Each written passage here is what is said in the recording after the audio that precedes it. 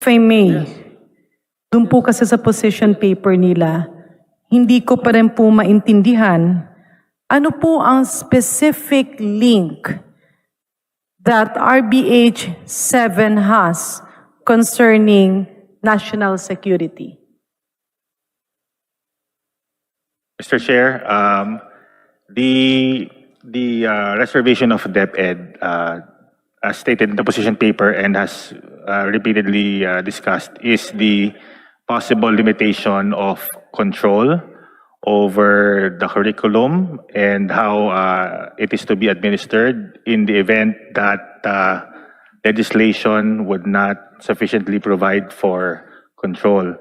And what we are just concerned about is if in case such situation where no sufficient control is required, there may be an unfortunate situation where the curriculum or the teachings that may be provided run contrary to our principles and values and ideologies as presently required in our Constitution. It's that general reservation, Yeah, Mr. pasensya Chair. na po, Mr. Chair.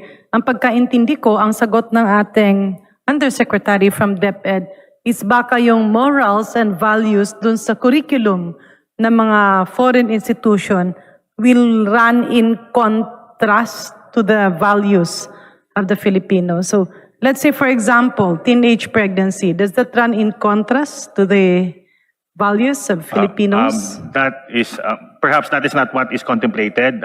If there are ideologies that are not consistent with our current ideologies and principles as provided in our Constitution. So, Mr. Chair, Your Honor, pagkaintindi ko, the Department of Education still holds oversight powers to these institutions. Am I correct? That's correct. That's correct, Mr. Chair. That's correct. So therefore, Mr. Chair, with the statement that they might be left and they might be teaching the wrong ideologies, this is giving a false interpretation of the real content of RBH 7. Yeah, the reason why I'm asking this, Mr. Chair, is that we all know that the Department of Education is a government institution. So kung mali yung kanilang pag-akala na mawawalan ng oversight ang Philippine government on the institutions coming in if we open our country to investors, I think that's a very wrong interpretation, Mr. Chair, because that's basic in the authority and obligations of the Department of Education. You cannot relinquish that. Yes, Mr. Chair, the reservation really revolves around if I may quote from the position paper, the phrase, unless otherwise provided by law, and its underlying rationale that could potentially serve as a gateway to expand the scope and control and administration over educational institutions, not solely by citizens of the Philippines. And we will proceed to the last paragraph, if I may, Mr. Chair. In view of the foregoing, the department opposes the amendments specifically vest the possibility of vesting full control and administration of basic education to aliens through legislation. So we agree, Mr. Chair, that the DepEd under the current system exercises supervision, if not regulation, over the implementation of the curriculum. We are just concerned about the possibility that through subsequent legislation, this may be diminished. Yeah, so Mr. Chair, distinguished colleagues, Your Honors, medyo kinakabahan kasi ako. No, because of course we have heard DepEd. And if their interpretation is that, let's say, if you have an UK standard of basic education, or let's say you have an American standard of basic education, or let's say you have the Singapore standard of basic education. Ang ibig ba sabihin nun magtuturo yung mga ito ng maling ideologies which will pose a threat to national security? Because I really don't find, Mr. Chair, the connection between national security and education. My point here, Mr. Chair, distinguished colleagues, is hindi po ba medyo mahirap ng isang napaka-importanting ahensya ng gobyerno, which is the Department of Education, ay tila nililihis ang usapin ng resolution of both houses number 7, which is the economic chacha, to national security. Kasi later on, medyo mahirap yan. Baka mamaya mapagbintangan na we're using like security funds or intel funds. Matanong ko lang, Mr. Chair, the problem on some, I'm not saying many, the problem of some possible teachers putting in wrong ideologies that is a threat to national security. Is this among foreign legitimate professors or is this among Filipino teachers? Sa pagkakaintindi nyo.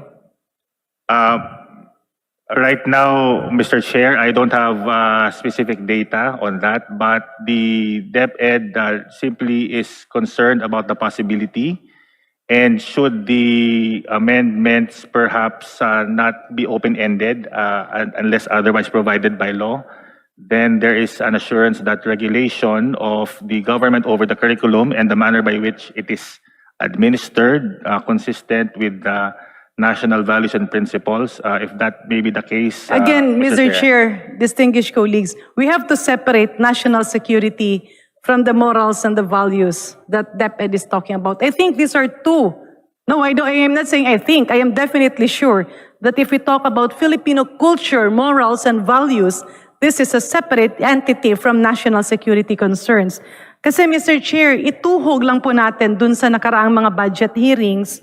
I was actually very supportive for the Department of Education getting confidential funds. Simply because I heard the claimor of the Department of Education that our students are seemingly being penetrated by wrong ideologies. Kaya nga, suportado ko nung panahon na yon na may bigyan ng confidential fund ang DepEd. But my understanding, this is a problem that was coming internally from the provinces. So mukhang hindi po ito related doon sa economic chacha. So I just want the DepEd to be very clear about this. Kasi if we say that if the allegation or the fear of possible trespassing of moralities, values, and culture of Filipinos will transcend to threats to national security, medyo kinakabahan po ako na this is a statement coming from the Department of Education because apparently and very glaring, it's a twisted statement, Mr. Chair.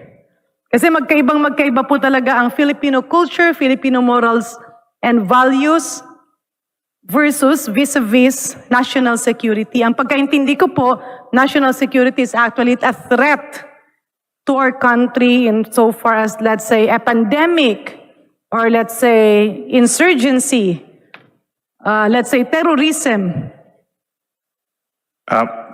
Mr. Chair, with due respect, we believe that the incorrect ideologies, if taught to the youth during which time that it is the formative stage of our citizens, it will and may pose a threat to. So, Mr. Chair, may I ask DepEd, do you know of any institution worldwide that invested in other countries and ended up teaching ideologies concerning national security?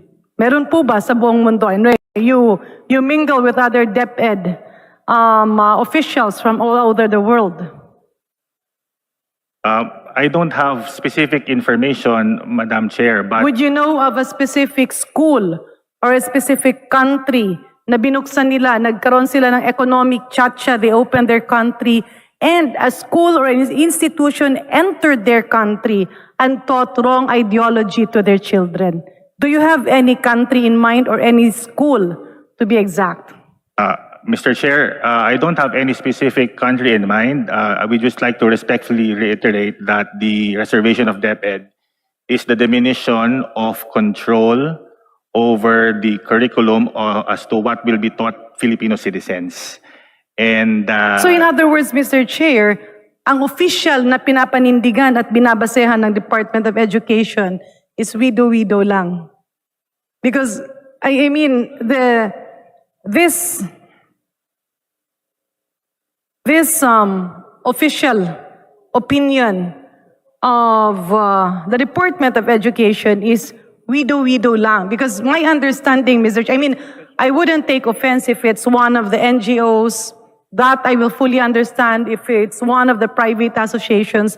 But if it's a statement coming from the government, the Department of Education per se, and the basis of this memorandum is actually purely widow, or let's say, hindi natin matumbok ang naging basehan. Let me cite, for example, you mentioned, baka yung ituro ay mga maling ideology, and you have no data of any school or any country who has this experience. And again, saying that encroaching on the morals and values will result to a threat on national security. This bothers me, Mr. Chair, with due courtesy. Kasi when a government entity or a government institution makes a memorandum, meron niyang dapat basis. So may I ask if this is really an opinion of the Department of Education, or is it purely the fear of an individual who influenced the crafting of this official stand with regards to RBH7?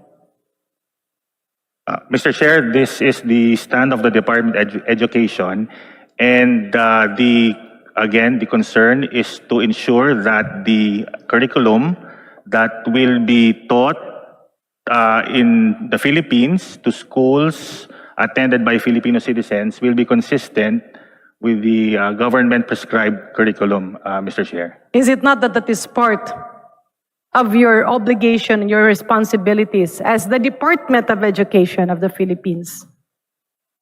Yes, precisely. It is already a part of our mandate, Madam Chair. And the provision which opens up to possible legislation that may deviate from that is the concern. Mr. Chair, can I have a specific example? Let's say, what specific legislation do you fear of? Para naman po guided kaming mga legislators. Let's say, okay, for the sake of academic discussion, RBH7 is approved, na-approve ito. Ano yung kinakatakutan mong gagawing batas ng mga mambabatas ng Pilipinas that will lead to national security threat? Madam Chair, Mr. Chair, in an extreme case, if there is a legislation that establishes an international school and said legislation exempts the school from government regulation, government control and administration, Madam Chair, because the phrase... Mr. Chair, if I may, sayang kasing oras, please be specific. What specific legislation are you afraid of? Granting for the sake of argument, RBH7 was approved. Ano yung kinakatakutan yung panukalang batas na sabihin natin ipa-file ni Congressman Dalipe or ni Congressman Gonzales or ni Congressman J.J. Suarez? Ano po ang specific batas na kinakatakutan nyo? Because your answer is really very Yes, Madam Chair, a law that would establish a school owned by foreign entities without regulation by the Philippine government, open to Filipino citizens. That would be... a school? Your fear is that Congress and Senate will legislate the creation of a school? That is the contemplation of the memorandum, Mr. Chair. If there is an establishment of educational institutions where the learners are Filipinos, but the control and administration over said school is limited or non-existent as far as the Philippine government is concerned. So let's say, for example, you have the International School of Manila and you have British School Manila. Are these schools under the control of DepEd? By provision of law, yes. In the case of the British school, as earlier discussed, the RA provides for two provisions by which government exercises regulation. And I understand that these provisions are there because the Constitution expressly provides that the control and administration of educational institutions shall be vested in citizens of the Philippines, Mr. Chair. No, Mr. Chair, balikan po natin yung aking tanong, no? Ang tanong ko po kasi it became a very major core of your objection. Your fear of your concerns regarding national security. So ano po ang specific, ano pa ang tuhog? Tumbukin natin. Let us not go to motherhood statements. Let's say you have here our three distinguished colleagues, Congressman Dalipe, Congressman Gonzales, and Congressman J.J. Suarez. Ano po ang kinakatakutan yung gagawin nilang panukalang batas na sa pananaw nyo will lead to major concerns on national security? Ang ibig nyo bang sabihin, takot kayo na merong mga estudyanteng banyaga at hindi Pilipino at dumarama sila sa Pilipinas and this will pose as a national security threat? That's my understanding of... Mr. Chair, the reservation does not refer to any specific member of Congress. Just to be clear, No. it does not refer Mr. also Chair, if I may, to this specific... Huwag nating lihisin. I'm giving you an example. Yes, ma'am. If I may Yes, I respond. only wanted one question. That's on national security. So my question again is, what is the specific, tumbukin mo please. Tumbukin mo ano ba ang pwedeng mangyari kapag nagkaroon tayo ng economic chacha and this will lead to national security concerns. Pointing our three leaders here was just an example para mas maging specific. And you're telling me that hindi mo tinutumbok na baka sila mag-file. No, that's just an example. You have members of Congress here listening and also on Zoom. So, pag pinasa, let me rephrase my question. Pag pinasa ang RBH7 and RBH6 ng Senado, ano ang specific na panukalang batas na kinakatakutan nyo, na sinasabi nyo na paulit-ulit that this will lead to grave concerns on national security? Ang kinakatakutan nyo ba dahil papayagan yung ibang mga banyagang estudyante na pumasok dito ng elementary at high school, sila'y maging terorista? Mr. Chair, And values. morals, and Filipino values, culture. ideologies, and other matters, Mr. Chair, that if in the event that the control or regulation of government is withdrawn, there would be no accountability on said Ang ibig ba natin school. sabihin, baka sakaling mawalan ng kontrol ang gobyerno at ngayon yung school na yon o yung paaralan na yon ay ituturo sa mga estudyante ang pagiging terorista? Is that your specific fear? Not specifically that. Then what is the national security concern that you are concerned about? What was discussed within the premises of the Department of Education? Because this is an official statement. And my understanding is that this was thoroughly discussed by Execom, the USEX, the ASEX, and all those involved in crafting this. Because it's a government institution. Ano po ba ang naging reason? Yun lang kung meron. But Mr. Chair, if I may, kung kunyari medyo talaga namang pati sila nalilito dahil hindi rin nila maintindihan yung kanilang official stand, then we will accept that. Mr. Chair, I will quote from the position paper, the possible opening up of the control and supervision over schools. Yeah, again, Mr. Chair, I've yeah. read this position paper more than 20 times. And I'm sorry, my question has not been answered.